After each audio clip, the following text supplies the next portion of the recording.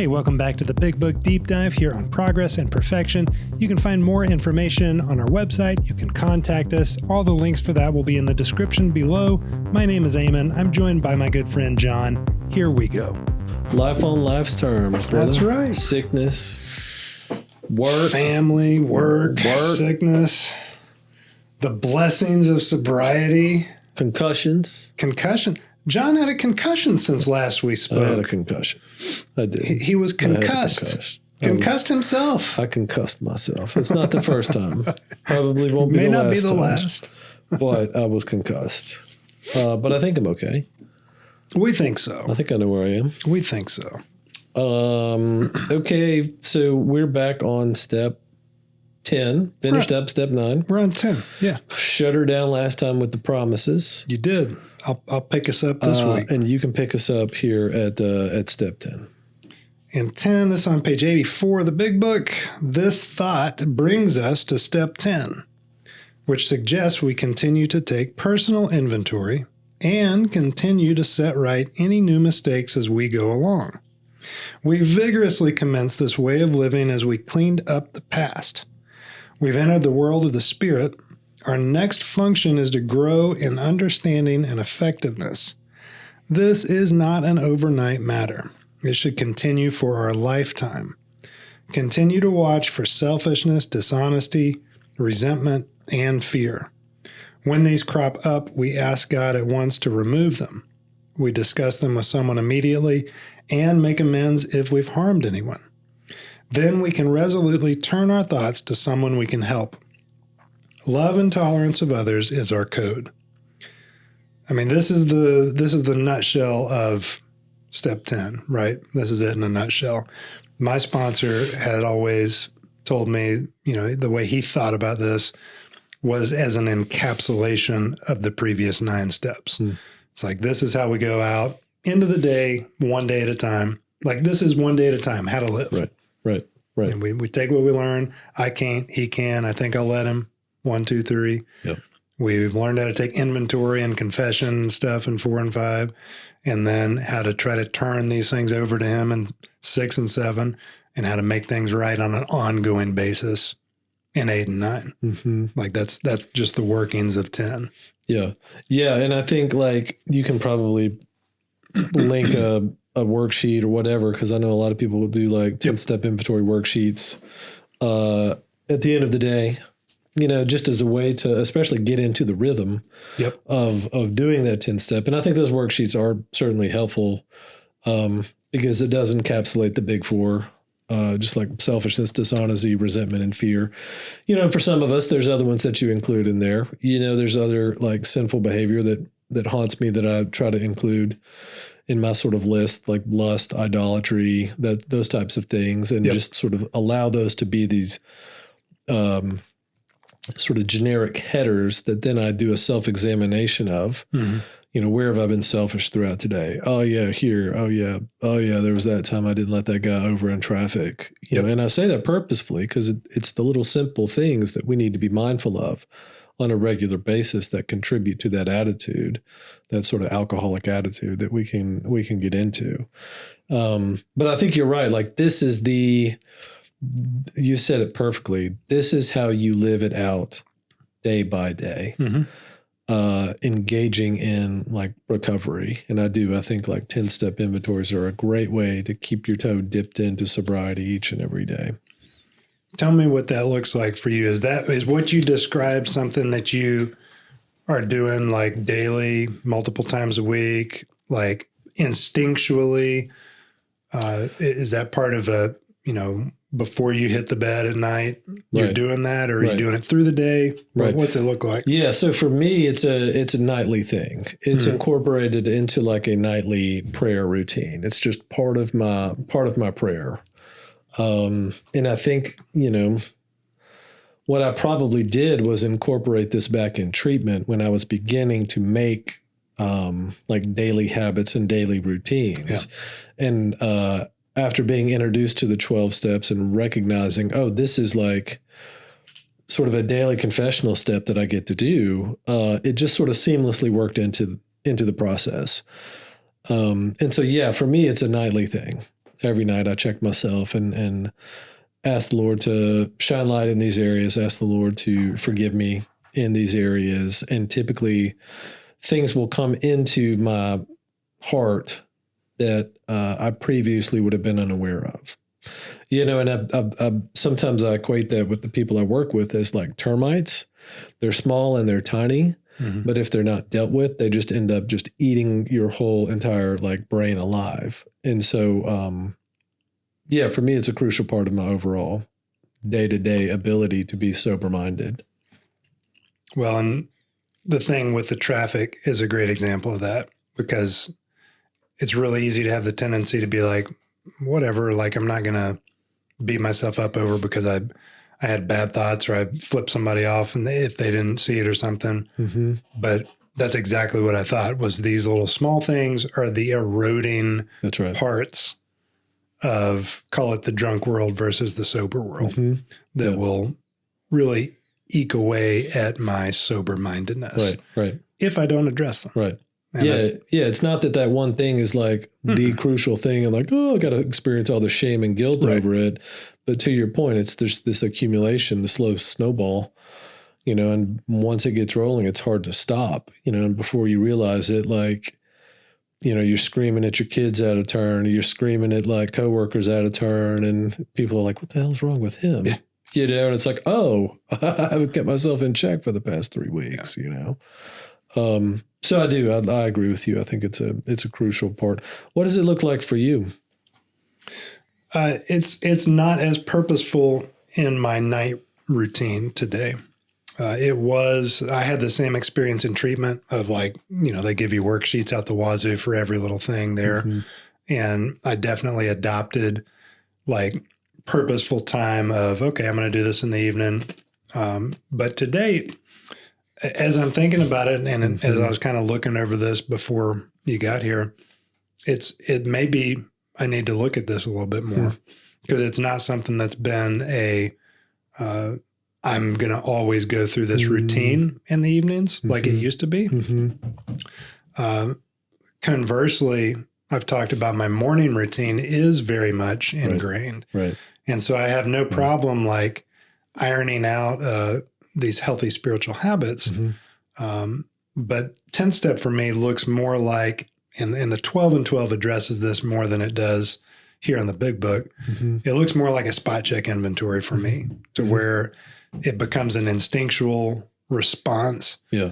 Because these principles, thankfully, are for the most part ingrained in me as I go through my day. And, same situation you just described. I'll be short with my kids or my wife, or I'll just do something wrong, not like major wrong stuff, but like I'm a baby dude. I can't take spiritual pain or emotional pain or physical pain or any of it. And so that stuff really, it's the Lord working and it's him having worked in my life for years now to where it doesn't go under the radar very often. And when it does for very long. Yeah. And so it'll be in the middle of the day where I'll just, offer up a prayer and kind of go to the sideline in that way. But I'm sort of envious of what you described in your own daily habit. Because it hasn't been, I don't have a nighttime routine and I can't think of when that faded out or went away. Yeah. Yeah. Well, I mean, I think like the important thing to take away from that is that these are suggestions. Yep. Right. Just like the book stated, just like we stated at the very beginning of this journey, like these are suggestions. Yeah. They're not doctrine. They're suggestions, and if you are incorporating the idea behind the principle in your day-to-day walk, then I think you're doing the 10th step. Yeah. Oh, without a doubt. It's not, it doesn't have to be this ritualistic thing, that just happens to follow. But I want to do it perfect. Yeah, there you go. Right. That's a whole nother podcast. But I think the more important thing, I think for us to focus on, and even for you to recognize there, is it's a principle that's built into your existence that doesn't allow you to escape scot-free. You know, there's this conviction piece that presses on that little pain button that gets you to be like, okay, I'm sorry, you know, and rectify the wrongs. And, you know, I've had that experience with my kids, you know, my wife, you go, I'm like, sorry for being a dick. They're like, yeah, you were being a dick. I'm like, you don't have to say that. Okay. I feel bad enough. Right. Right. But yeah, whatever. But yeah, I think that's the takeaway. The principle is there. Love and tolerance of others is our code. And we have ceased fighting anything or anyone, even alcohol. For by this time, sanity will have returned. Sanity. So it's back. I've got in the margin there from drugs and alcohol. Sanity from that. We will seldom be interested in liquor. If tempted, we recoil from it as from a hot flame. We react sanely and normally, and will find that this has happened automatically. We will see that our new attitude toward liquor has been given us without any thought or effort on our part. It just comes. That's the miracle of it. We're not fighting it, neither are we avoiding temptation. We feel as though we had been placed in a position of neutrality, safe and protected. We have not even sworn off. Instead, the problem has been removed. It doesn't exist for us. We are neither cocky nor are we afraid. That is our experience, and that's how we react, so long as we keep in fit spiritual condition. I mean, those are serious promises. This is like meaty stuff here. We recoil from it as from a hot flame. This has happened automatically. We have a new attitude toward liquor. It just came without thought or effort on our part. We're not fighting it, nor are we avoiding temptation. And then the sum it up phrase is we've been placed in this position of neutrality, safe and protected. Not even sworn off. Right. Was this a revelatory thing for you? Did it happen as sort of drastically as it's described here? No. Over a period of time, even, or no? Speak into this. No, I don't think so. I mean, I don't know. As I'm thinking about it, it may have to do with just the inability to remove myself from alcoholic stimuli in this culture. It's so pervasive, and I mean, I get it. Like, there's nothing new under the sun, but I do think there's something to advertising these days, television these days, print media these days, social media content these days that just seems to inundate our culture with alcohol. So I don't know that I ever experienced the opportunity to be neutral towards it. Like, I've always had to be averse to it and be proactive in keeping it at arm's length. Yeah. Every time I read that passage in here, I always wonder, am I missing something? Because, like, yeah, I've never achieved like a neutral position towards it. And it, like, I don't know. I think it skirts, you may have known people like this, but it skirts the line between minimization, maybe, and neutrality. Because there's lots of people that I'm sure we've known that have put themselves into positions because they have seen it as a non-issue. Yep. That had they never put themselves in that position, they would not have picked back up. Whether it's a restaurant or, oh, well, the restaurant's full, so I'll sit at the bar, or maybe attending a wedding in early recovery, where that's like got an open bar or whatever it is. And it may not be that situation that causes the person to go back out and drink, but it's the situation that allows them to say, oh, that wasn't a big deal. Okay. So I don't know. Those are my thoughts about it. It's been difficult for me to just be like this neutral, on a neutral playing field with it. I'm much healthier when I am averse towards it and saying like, no, this is a boundary thing for me. I'll come to your wedding, but I can't come to the reception. And it's not like I tell the person that, but it's just a decision that I make for me and my family. You make that choice that there's a line you're not gonna. I'm just not gonna expose myself to it. Hey, we're all going to Abridged, for whatever, and it's like, they've got good burgers, but I'm not gonna put myself in the position.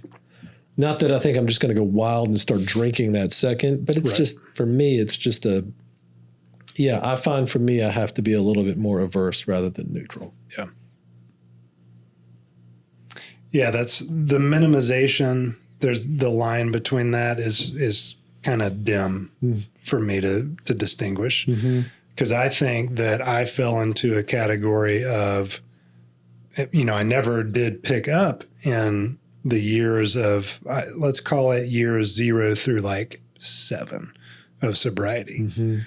I never picked up. I was, working a program, outside looking in, doing kind of checking all the boxes.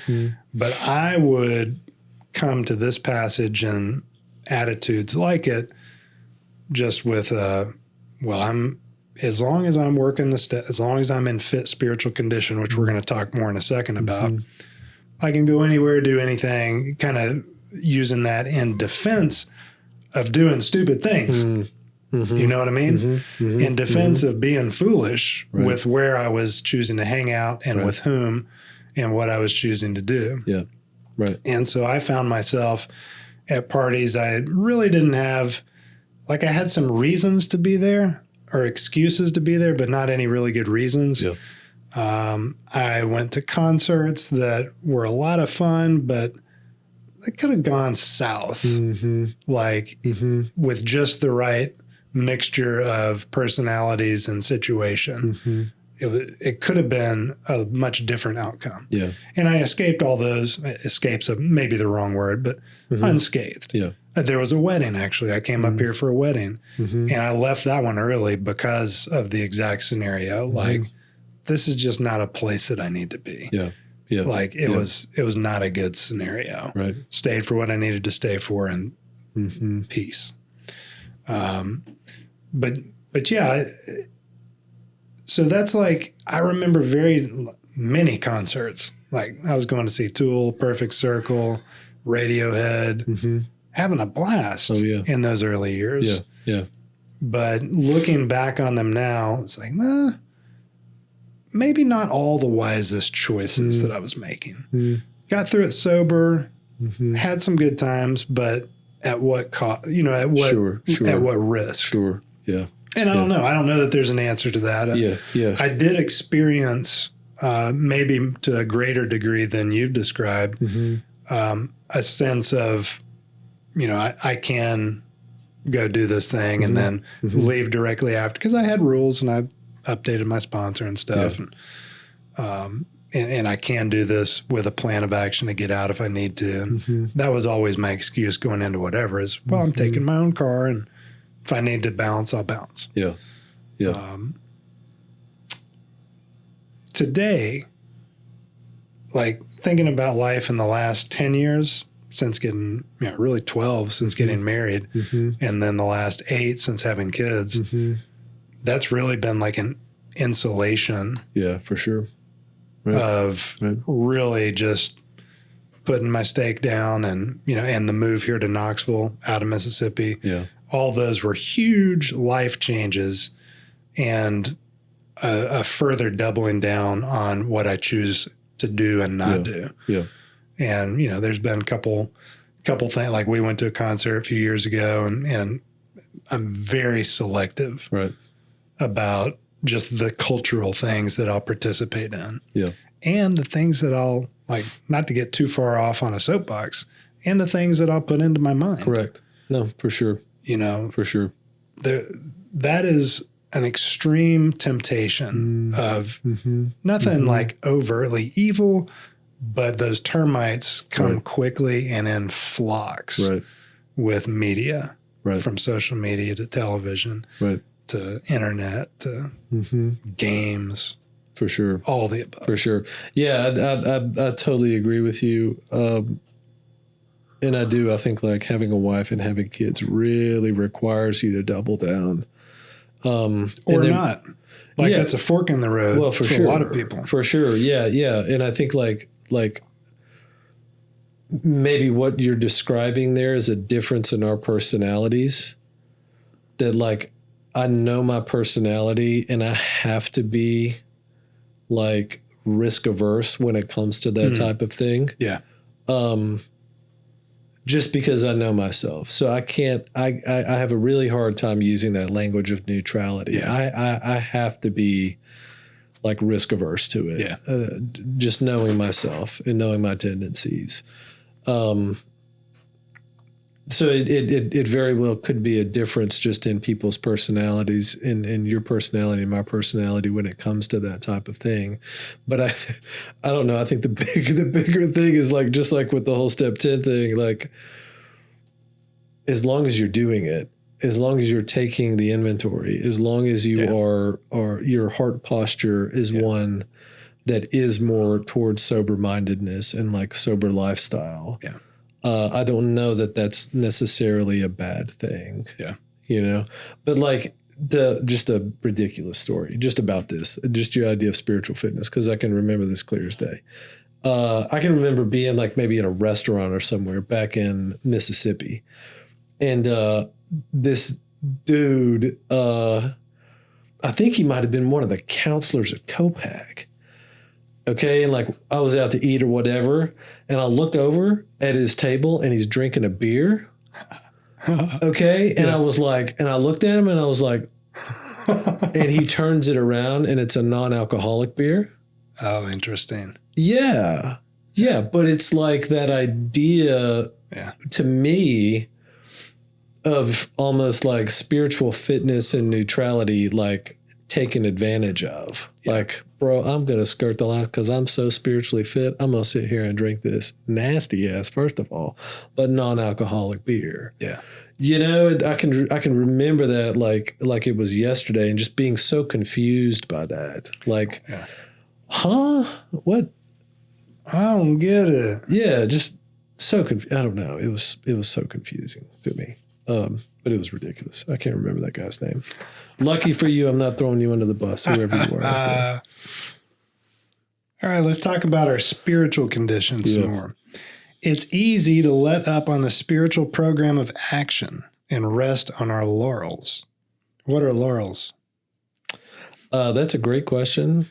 Past good deeds. Our past good deeds. At least according to the decades-old scratch in the margin of my book. Oh, I love that. Past Okay, thank you for showing your cards there. I was like, what the hell are you doing looking up laurels? Give me a break. We are headed for trouble if we do, for alcohol is a subtle foe. We're not cured of alcoholism. What we really have is a daily reprieve contingent on the maintenance of our spiritual condition. Every day is a day when we must carry the vision of God's will into all of our activities. How can I best serve thee? Thy will, not mine, be done. These are thoughts which must go with us constantly. We can exercise our willpower along this line all we wish. It's the proper use of the will. Much has already been said about receiving strength, inspiration, and direction from Him who has all knowledge and power. If we've carefully followed directions, we have begun to sense the flow of His Spirit into us. To some extent, we have become God conscious. We've begun to develop this vital sixth sense. But we must go further, and that means more action. So we have begun to sense the flow of His Spirit into us. To some extent, we have become God conscious. We have begun to develop this vital sixth sense. Is this hyperbole, my friend? What is this man? Cough it up. What is this man talking about? So Bill is known for his hyperbole. But I actually do think that this is some pretty literal stuff. And that's my take on it. And I was actually thinking about some similar spiritual concepts this week. You know, James is doing a series on Jonah at church. And that story, Jonah and the whale, for those of you out there that don't know, the dude gets swallowed by a whale, survives. It's a miracle. That story has always been one of those that's just eked at me. And like, man, I don't think that could really happen. You know, for whatever reason, I have really wanted to logic my way into and out of Jonah's story. And yet I readily accept Jesus being raised from the dead and like the big ballin' miracles. Right. And virgin birth. A virgin, you know, all this wacko stuff. Right. It's like, what am I worried about a freaking fish for? Right. Totally. And I'll tie this in, I promise, but it's had me turning a corner specifically with Jonah, just listening to just a real small piece of James's sermon 2 or 3 weeks ago, where he called that out. He's like, dude, it's a miracle. Yeah, it happened. It's a miracle that it happened. And it's like not even one of the big ones. You know, he quoted some commentaries like, this doesn't make my top 10 list of miracles in the Bible or of miraculous, crazy things in the Bible. Right. So if you can accept the big stuff, this should not be an issue.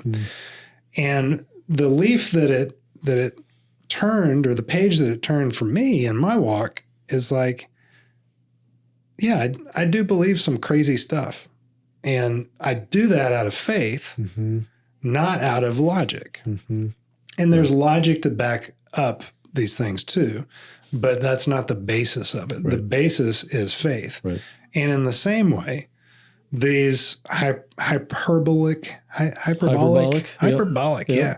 not parabolic, but hyperbolic statements here in the big book, it's the same thing. Like, I'm not as worried today about how grandiose it sounds, because I think I've experienced this. And I think that I have gone from really a clueless kid to someone who has begun to sense God's Spirit flow in and through him through the result of a lot of leaning forward, taking positive action, belief, you know, all the things, right? So that's my long answer. Yeah. Tell me more. Love it. No, like my take is that it's, I agree with you. It's not hyperbolic at all. It's in fact something that's very real and does occur. And it's kind of like, it's a miracle of the 12 steps. It's a miracle of this book that like the Spirit enters into you and allows you the opportunity to be able to do these things successfully. Like that's how it works. Yeah. That's how it works. The 12 steps are the mechanism to create the God consciousness and to remove the things that inhibit the Spirit's ability to enter in and do his work. But that's ultimately how it works. But yeah, I mean, that's kind of my thought is like, it's like this.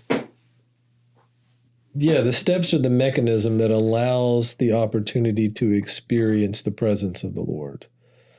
It's not to say that the steps are the gospel. That's not my point. But it certainly helps to remove all of the things that inhibit the Spirit's ability to reside within me and do his work through me despite me.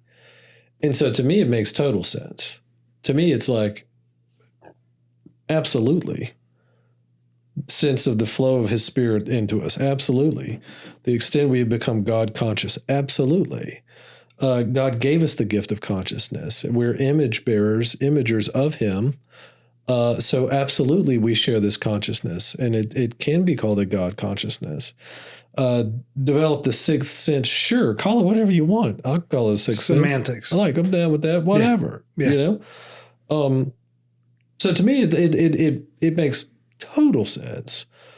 And on this side of sobriety, I can read that and be like, well, yeah, like that's it right there. Like to me, that's the goal of all of it, is the indwelling presence of the Holy Spirit, which allows us to connect to this like God consciousness. That's the definition to me of sober-mindedness. certainly a definition of sober-mindedness.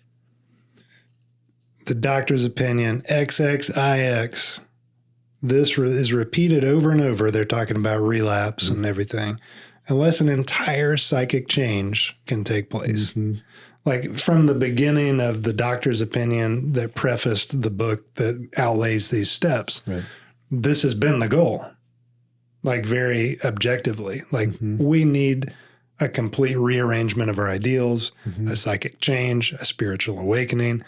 We've used all those pieces of language to describe what it's now describing as the Spirit of God and God consciousness flowing into us. Just the beginning of it. Like this was the beginning.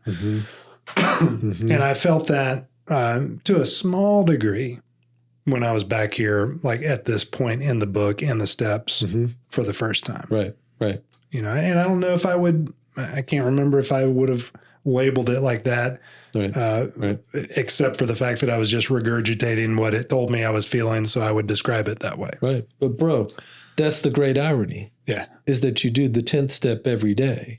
And as you do the 10th step every day, his spirit comes into you. You're clearing out the junk. You're developing this God consciousness. That's what I mean. Like it's the wonderful beauty of this entire book. I'm like you. The first time I did the 10th step, I didn't have this like, I'm full of the spirit kind of thing. I'm just filling out a worksheet at that point. Over the years of getting into that sort of daily habit, lo and behold, like I feel the Spirit's presence. I feel the Spirit working in me, through me, despite me. Like yes.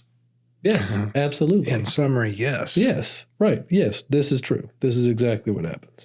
And it's the inverse of those termites. This is exactly, just like when we put the bottle down and we initially stop our drinking, stop the vices that we've been filling our mind and body with. We have to have something that fills that up. And in the same way, this is a daily filling up, just, sand in an hourglass. You can't see it accumulating on the day at a time, level. But that's exactly what's happening. And just like the termites can fester and eat if they're not addressed, the flip side, the good stuff is also true. Over the accumulation of time, it becomes this well of experience and hope. Let's freaking go, man. Come on. So the daily reprieve piece, I mean, that's really what we're talking about here. That my favorite passage, one of my favorites, is right there in the middle. And it's the only part where I've got anything marked out in my book. My sponsor had me mark out the word maintenance. What we really have is a daily reprieve contingent on the growth of our spiritual condition. Semantics again, but he nailed it home for me that, what we do this daily because we're trying to grow closer to God. We're trying to both simultaneously grow closer to God and put more distance between us and alcohol. And that's been true for me. Like that past good deeds things. I mean, I've referenced that countless times because I need to keep it in mind because it's the easiest, slipperiest slope for me of, well, I did whatever yesterday, so I'm going to take a break today. I can skate today. That's right. That's right. I was so nice yesterday. I can be a dick today. Right. I think that's how that works. Not so much. That's solid. Not so much. That's good. Well, that was solid on step 10. Maybe more info than we thought was going to come out of step 10. I thought we'd have a lot here. There's just so much. I mean, we could go on for longer even on this because this is the essence of how to live as a recovering person. Like it all hinges on whether or not we start and continue doing a proper 10th step, incorporating that into our life. Daily habits. Should we do step 11? Do we have time to do step 11? Let's do it. Let's go. Hey, thanks for listening. You can find more info at progressandperfection.com, and we'll talk to you tomorrow.